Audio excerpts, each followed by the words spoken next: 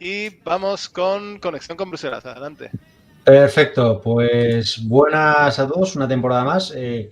Como viene siendo un poco costumbre en la última temporada, la sección va a tener una parte de un resumen de lo que ha pasado en el ámbito europeo y luego intentaremos tocar una noticia del ámbito internacional que no sea o haya sido foco de los mainstream o de los más media.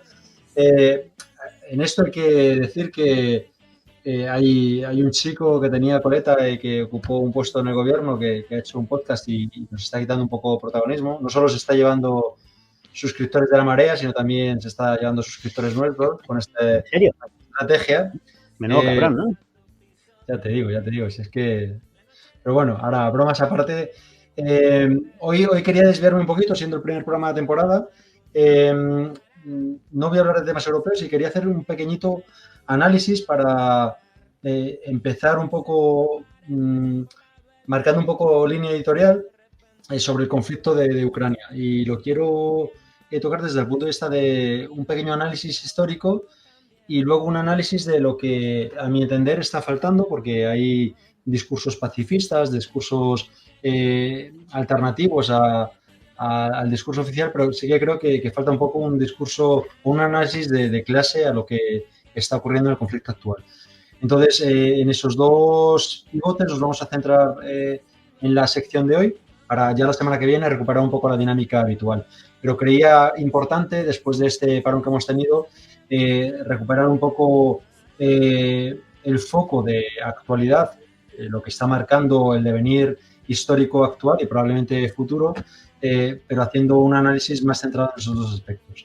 Desde el punto de vista histórico, habría que remontarse a la década de los 90 y la caída de la Unión Soviética, que hace que pasemos de un mundo bipolar a un mundo unipolar, podríamos decir, en el que Estados Unidos es el bloque hegemónico y utiliza una estrategia muy parecida a su imperio precedente, al imperio británico, cuando tras ganar las guerras del opio impone un dominio económico o en su dominio económico basa su hegemonía.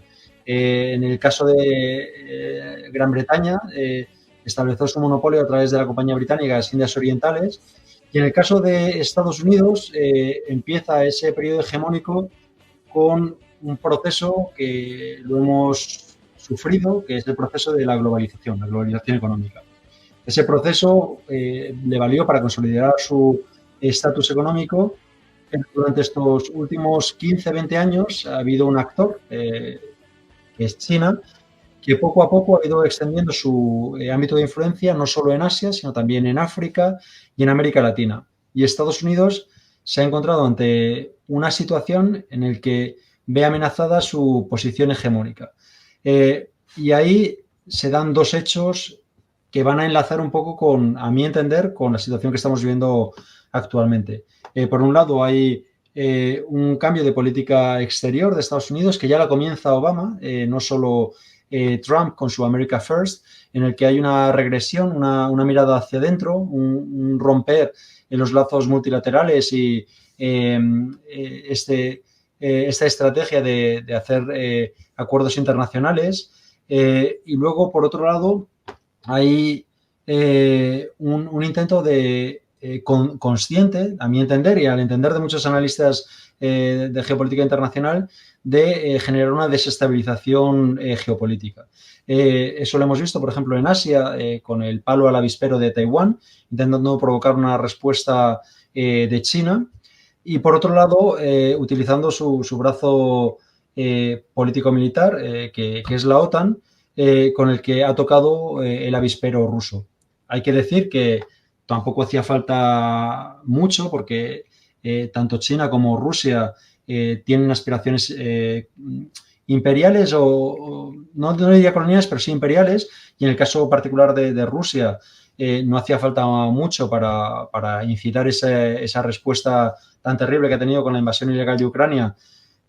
Si solo hay que ver su historial bélico de los últimos 10 años, desde Chechenia, sus intervenciones en Siria o más recientemente en Azerbaiyán, es decir, no disculpa en absoluto que, a mi entender, sea una situación provocada por un interés geopolítico de Estados Unidos, pero estamos ante una situación en la que hemos llegado a este punto, por lo que yo entiendo que es un periodo de decadencia de la hegemonía económica y militar de Estados Unidos.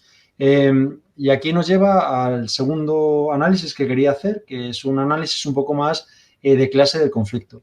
¿Y a qué me refiero con esto?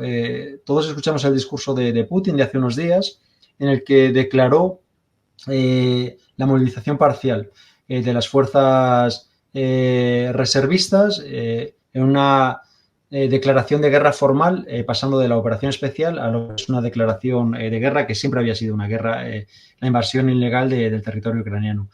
Pero hay una parte del discurso que ha pasado sin más pena ni gloria, pocos medios le han dado importancia, y aquí viene el análisis más de clase del conflicto, que es que Putin dijo que aquellos inmigrantes que vivían en Rusia que no tenían papeles, si se alistaban al ejército, adquirirían papeles. Ha pasado sin pena ni gloria, pero hay que recordar que hay un montón de inmigrantes de las repúblicas del Asia Central trabajando de forma irregular en Rusia, en situaciones paupérrimas, muy parecidas a la de miles de inmigrantes latinoamericanos y sobre todo africanos en tierras europeas, en las que, una vez más, se da una situación en la que las guerras de las élites económicas o de las élites con ansias imperialistas, esas guerras acaban luchando las clases populares. Y el caso de Rusia es paradigmático, pero también es el caso de tantos latinoamericanos que son españoles y que luchan o que están alistados en el ejército español, o de tantos afrodescendientes o latinoamericanos que combaten en el ejército estadounidense.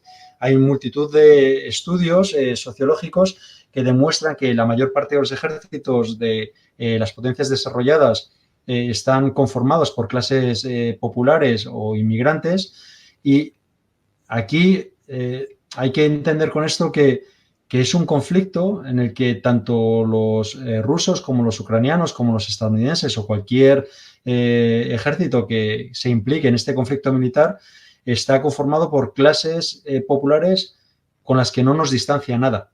Y esto hay que tenerlo muy en cuenta. Hay veces que caemos en discursos que no son nuestros, que no son exógenos, no son exógenos a nuestro interés de clase, y hay veces que hay que recuperar un poco esta conciencia, y creo que el caso del conflicto ruso con la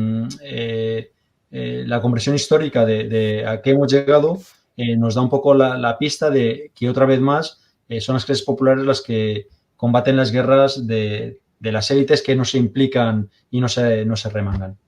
De hecho, señor Lobo, una de las trampas del nacionalismo es que precisamente tiende a unir en una jerarquía vertical y no en horizontal, que es más la unión de clase.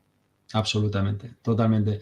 Lo que ocurre es que es importante quizás que no caigamos en las trampas de identificar a enemigos ficticios, que son enemigos impuestos, igual que naciones impuestas, cuando realmente trasciende ese elemento y es una cuestión de clase. Los rusos, los estadounidenses y los europeos de clases populares tienen las mismas dificultades, las mismas ambiciones y las mismas aspiraciones. Y caer en esos discursos de las élites que realmente persiguen unos intereses que nos son ajenos es una pena. Y es lo que hay mucha gente, desde Maestre a grandes autores contemporáneos, que inciden mucho en esa necesidad de recuperar la conciencia de clase, que en este caso creía que merecía una reflexión. Y con esto, bueno, la temporada de Conexión con Bruselas va a seguir un poco con la dinámica que ha sido hasta ahora, pero creía que era importante hacer un inciso para esta temporada para un poco hacer una reflexión sobre lo que es el conflicto más importante a nivel actual. Déjame que añada una anécdota, señor Lobo, porque esto que cuentas no es nuevo, como has dicho, ¿no? Y yo recuerdo, hace años estuve en Washington En Washington hay un muro con el nombre de todos los yanquis muertos en la guerra de Vietnam. Y con curiosidad pensé, voy a ver cuántos Rodríguez hay, pensando que no habría. En Estados Unidos no me encajaba mucho que fuera a haber muchos Rodríguez. Y la lista de Rodríguez que había, de muertos, estadounidenses muertos en la guerra de Vietnam, era enorme, enorme. De hecho, ahora no recuerdo, pero diría que incluso había más Rodríguez, más López, más Pérez, más García que Smith, Armstrong o cualquier otro apellido común anglosajón. Absolutamente. Muy bien. Señor Lobo, muchísimas gracias. La verdad es que estamos en una época en la que es difícil encontrar una semana en la que no haya acontecimientos grandes con consecuencia y que tengan consecuencia internacional, global. Y por lo tanto, tu sección siempre muy preparada con una materia prima que está siempre ahí. Así que te esperamos toda la temporada. Muchísimas gracias, señor Lobo.